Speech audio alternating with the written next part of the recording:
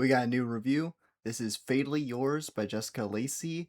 This is a YA slasher, a re-release because she's re-releasing and rewriting and editing all of her work now that she has a proper publishing deal. Who picked up all of her previous books that was under Ivy Tholen, so maybe you've heard that name before and you've read some of those books, but that was her pen name. She's going all in on revamping these books. I never read the original of this, which had a different title. It was Mother Dear, but across the books I've read from her, from the Ivy Tholen days to the now Jessica Lacy, I love her books. She is within my top 10 favorite authors, maybe top 5, and she's easily my favorite slasher writer by far. But before we get too deep into my thoughts, let's go over what the premises in case anyone doesn't know. Fatally Yours follows Katie Rose.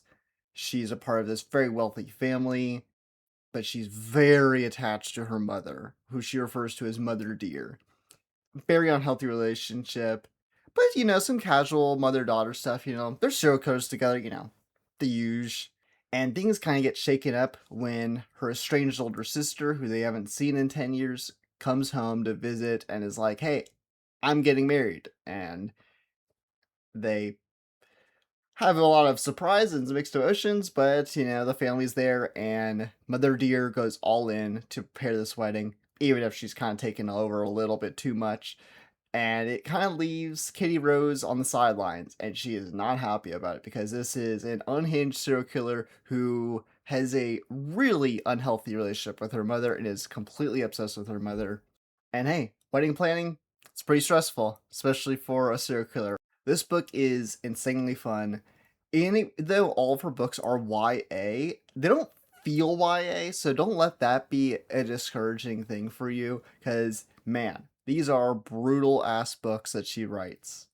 I love the story of this. I think it goes in a direction that is so earned and so proper for what it was building up to. But also, like, for a long time, I was kind of thinking it was going to be in a different direction just because I was in a different headspace for where the book is for a portion of it. And then it starts to evolve into something else.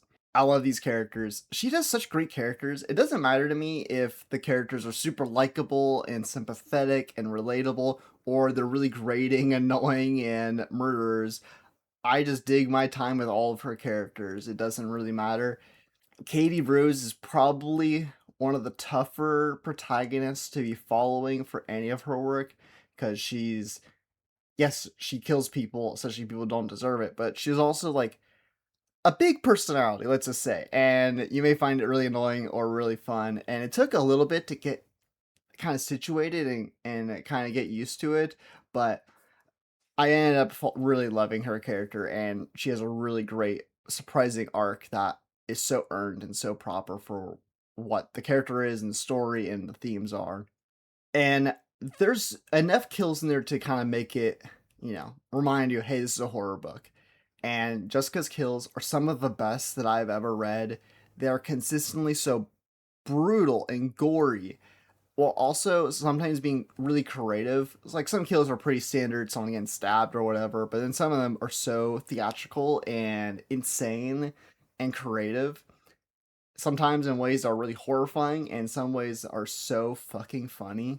And she always has something to say with her books. She always has something to really explore, and that's why her books are rich, not just with character and story, but also themes. Yeah, the book's really fun and funny, and the tone doesn't get too serious or whatever, with some parts here and there.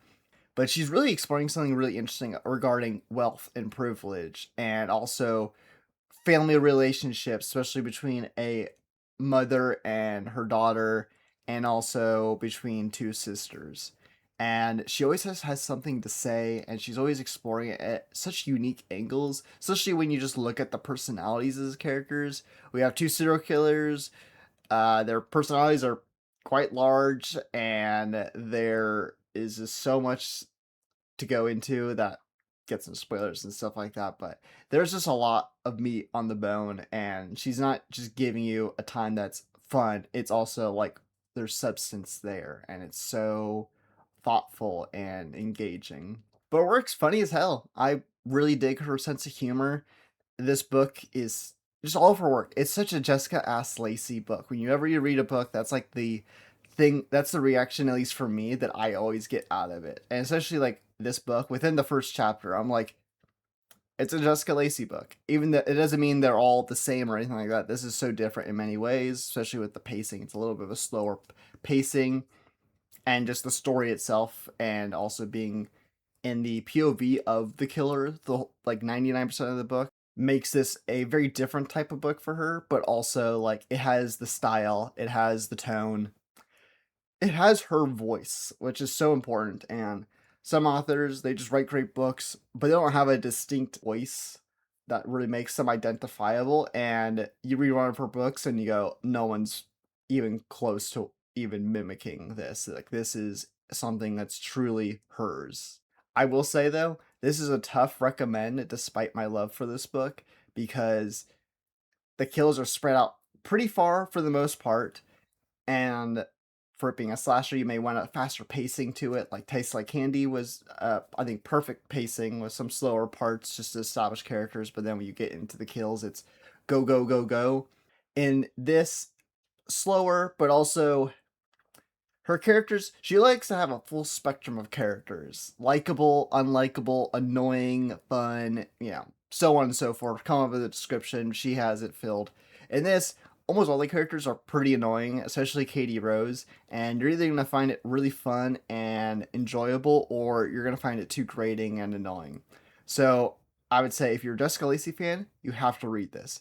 If you are, if you've never read her books, start Tastes Like Candy. I think that's a great entry point. I think that book's so well paced, and you have a protagonist who really centers you as being a more grounded and more sympathetic character. And you have some of these like wilder characters around her, and it's just a little bit more palpable in that sense. And also with the kills being more frequent, especially when the kills start happening, it's a more closer to what you would typically expect from a slasher. I can't recommend just her work in general, and keep an eye out. She's re-releasing all of her stuff, and once she's through all of that, I cannot wait for her to start releasing like new original books.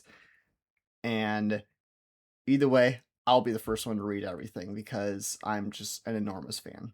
What's your relationship with her books? Have you read any Jessica Lacy? Are you going to be reading this book? Let me know all your thoughts on this book or just her work in general. If maybe you've read the Ivy Tholen books. And for me, you can check out my book Unfold, Slow Burn, Workplace Drama, Creature Feature. And hey, check out my Substack. I post on every Sunday.